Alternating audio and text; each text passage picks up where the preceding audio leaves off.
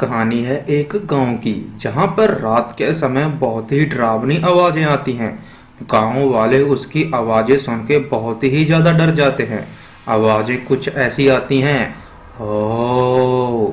तो अगले दिन सुबह होती है, तो गांव के लोग वहां पर इकट्ठे हो रहे होते हैं। तो दो लड़के आपस में बात कर रहे होते हैं। एक कहता है, अरे भैया, क्या तुमने रात में आवाजें सुनी? बहुत ही डरावनी आवाजें आ रही थी। तो वहां पर दूसरा लड़का खड़ा होता है और वो उसको कहता है, अरे भाई, क्यों मजाक कर रहे हो सुबह सुबह? डरावनी आवाजें कहाँ से आ सकती हैं? तुमने कोई सपना देखा होगा और तुम मुझको वैसे ही डरा रहे हो। मुझको काम पर जाना है, क्यों सुबह सुबह मेरे साथ मजाक कर रहे हो तुम? तो वहां पर जो दूसरा लड़का खड़ा होता है वो उसको कहता है, अरे भाई, मजाक नहीं कर रहा, सच बोल रहा हूँ। रात के समय डरावनी आवाजें आती थी। तभी वहां पर दूसरा लड़का होता है, वो उसकी बातों को बिल्कुल भी नहीं सुनता और अपने काम की तरफ चला जाता है। तो शाम के समय हम देखते हैं कि एक घर में एक राम नाम का लड़का रहता है। राम अपनी पत्नी को कह रहा होता है कि गांव में से अजीब अजीब सी बातें आ रही हैं। तो राम अपनी पत्नी को कह रहा होता है, अरे, क्या तुमने सुना? जी हाँ, हम मुझे भी पता चला है कि गांव में डरावनी डरावनी आवाजें आती हैं रात को। लेकिन क्या हो सकता है? तभी उनके घर पर एक आदमी आता है और वो उनको कहता है कि तुम्हारी माँ और बाप बीमार है, जिसकी वजह से राम की पत्नी रोना शुरू कर देती है। वो अपनी पति को कहती है कि मुझको अपने माँ बाप के पास ले चलो। तभी राम उसको कहता है, ठीक है, हम दोनों ही चलते हैं। इस तरह वह दोनों उसके माँ बाप का पता लेने के लिए गांव के बाहर चले जाते हैं। गांव के बाहर एक लड़का उसको रोककर कहता है, अरे राम, तुम इस वक्त कहाँ पर जा रहे हो? रात का समय है भाई, ऐसे निकलना गलत बात है। पहले ही गांव में बहुत डरावनी डरावनी आवाजें आ रही है, अगर तुम लोगों को कुछ हो गया। तभी राम उसको कहता है कि मेरे सास और ससुर की तबीयत खराब हो रही है और मुझको जाना ही पड़ेगा। उनमें गांव में से एक आदमी आया था जिसने बताया है। तो वो लड़का राम को कहता है, ठीक है भैया, फिर तो तुम लोगों को जाना चाहिए जल्दी से। बेचारे बुढ़ा बुढ़ी बहुत ही ज्यादा कमजोर होंगे। तुम जितनी जल्दी हो सके जाओ, रात होने से पहले पहले गांव में पहुंच जाओ, नहीं तो गांव में जंगल में जानवरों का खतरा होता है, और थोड़ा ध्यान से जाना। ये बात कहकर वो राम को और उस पत्नी को समझाने लगता है कि गांव में से बाहर जो जंगल है वहां पर जंगली जानवर बहुत सारे रहते हैं। तभी राम की पत्नी उसको कहती है, धन्यवाद भैया, लेकिन हमको जाना जरूरी है। मेरे माँ और बाप बहुत ही ज्यादा बीमार हैं। और वो रोना लगती है। लेकिन राम और उसकी पत्नी टाइम से वहां से निकल जाते हैं। रात होने ही वाली होती है। वो चलते चलते गांव के बाहर रुक जाते हैं। तभी वहां पर उसकी पत्नी और राम सोचते हैं।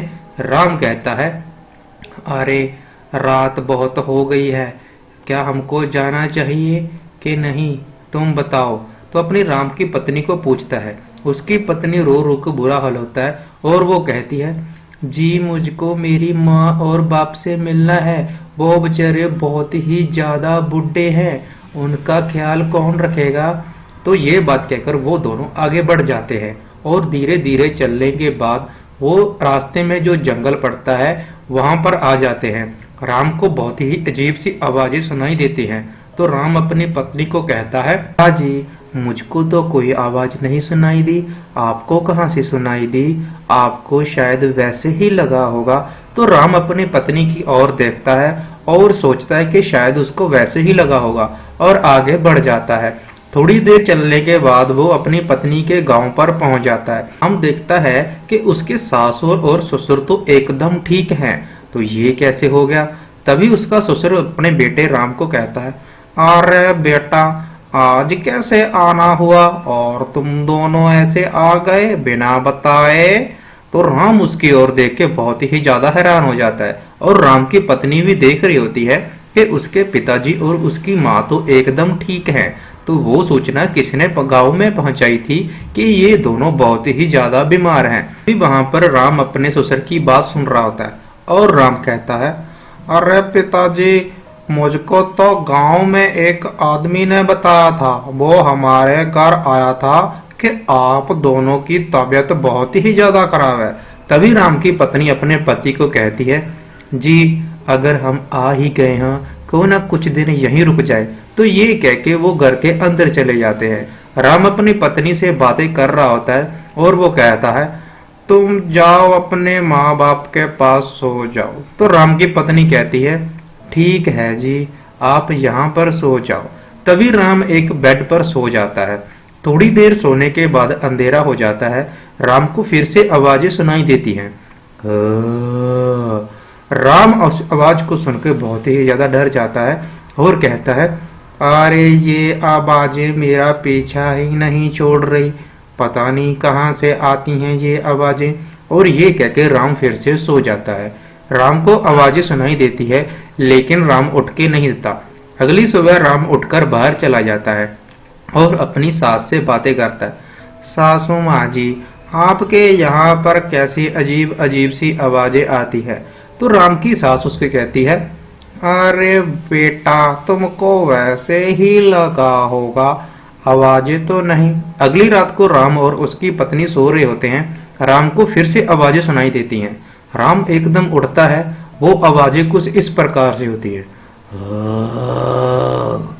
खा जाऊंगी सबको। तो राम सुनता है कि ये डरावनी आवाजें कहाँ से आ रही हैं और वो आवाजें बंद भी नहीं होती। तो राम कहता है, अरे ये फिर से आने लगी, मैं जाकर देखता हूँ कैसी आवाजें हैं। तो राम वैसे ही बाहर जाने लगता है। वो आवाजें बिल्कुल भी नहीं बंद होती। राम कहता है, अरे ये आवाजें फिर से आ रही हैं। और वो देखता है कि बेड के नीचे एक चुड़ैल है और उस चुड़ैल के राम बहुत ही ज्यादा घबरा जाता है। चुड़ैल कहती है, खा जाऊंगी तुझको। तो राम बहुत ही ज्यादा घबरा जाता है और कहता है, अरे च च च चुड़ैल, अरे भागना पड़ेगा, भागो रे। तभी चुड़ैल अपने जादू से दरवाजा बंद कर देती है और राम वहां पर बंद हो जाता है। राम का लॉकेट भी वहां पर गिर जाता है। तो चुड़ैल उसके सामने आ जाती है और वहीं पर बेहोश हो जाती है। तो राम देखता है और उस चुड़ैल को बांध देता है। सुबह होने तक का इंतजार करता है। चुड़ैल बांधी बांधी राम को डरा रही होती है, लेकिन राम अब क्या करे। राम कहता है, अरे चुड़ैल, तू यहाँ पर कैसे आ गई और मेरे पीछे क्यों पड़ी है, बता जरा मेरे को। तो बहुत ही जल्दी राम बहुत ही ज्यादा घबराया होता है। अब वो क्या करे। और चुड़ैल देखता है कि सुबह होते ही वो चुड़ैल उसकी पत्नी बन गई है। राम अपनी पत्नी को देखकर बहुत ही ज्यादा हैरान हो जाता है और उसको खोल देता है। राम की पत्नी रोने लगती है कि उसके पति ने उसको रस्सी से क्यों बांधा और कहती है, अरे जी, आपने मुझको रस्सियों से बांधा, ये अच्छी बात नहीं है। लेकिन राम अपनी पत्नी को कहता है, मेरी मजबूरी थी, मैंने तुमको जानबूझकर नहीं बांधा था। अब मैं तुझको क्या बताऊं कि रात के समय मैंने क्या देखा और क्या नहीं। तो ये बात वो अपने सास ससुर को भी बताता है कि रात को ये सब हुआ। और वो अपने ससुर से कहता है, अरे ससुर जी। तो उसका ससुर बोलता है, अरे बेटा, ये तुम कैसी बात कर रहे हो, इसके अंदर चुड़ैल कहाँ से आ सकती है, ये तो एक इंसान है, ये तो हो ही नहीं सकता, तुमको वैसे सपना आया होगा। तो राम कहता है, अरे सपना नहीं जी, मैंने सच में रात में चुड़ैल देखी और वो इसके शरीर के अंदर थी, बहुत ही डरावनी, और वो मुझको मारने लगी थी। तभी उसका ससुर कहता है, अरे बेटा, तुमको वैसे ही लगा होगा। और वो कान में चुपके से राम को कहता है कि रात सोने का इंतजार करते हैं। तो रात हो जाती है। राम की पत्नी अभी भी रो रही होती है कि उसका पति उसको बांधने वाला है। उसको कहती है, अरे जी, मुझको मत बांधो। लेकिन राम उसकी एक नहीं सुनता और अपनी पत्नी को रस्सियों से बांध देता है और बांधकर बेड पर सुला देता है। जैसे ही रात होती है उसकी पत्नी चुड़ैल बन जाती है। मैं तुम लोगों को खा जाऊंगी। तभी वहां पर उसका ससुर आ जाता है और राम को देख कर होता है, अरे बेटा, ये तो सच में चुड़ैल है। हमको जल्दी से मंदिर में ले जाना पड़ेगा इसको, तभी इसके शरीर में से चुड़ैल निकल सकती है। और वो उस चुड़ैल को उठाकर पास के मंदिर में ले जाते हैं दोनों, और मंदिर के सामने रख देते हैं। चुड़ैल वहां पर अभी भी बोल रही होती है,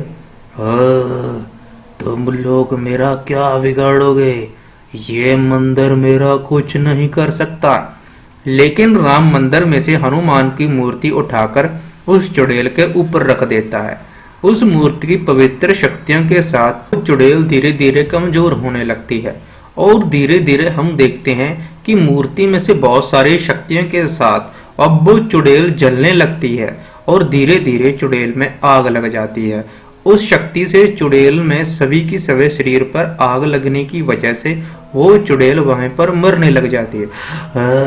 बचाओ, तो वो देखते कि थोड़े समय के बाद उसकी पत्नी जिंदा हो जाती है, लेकिन वो चुड़ैल राख बन जाती है और उसको कुछ नहीं पता होता। तो अपने पति से पूछती है, अरे जी, ये क्या हुआ था यहाँ पर, क्या मुझको कोई बताएगा कुछ?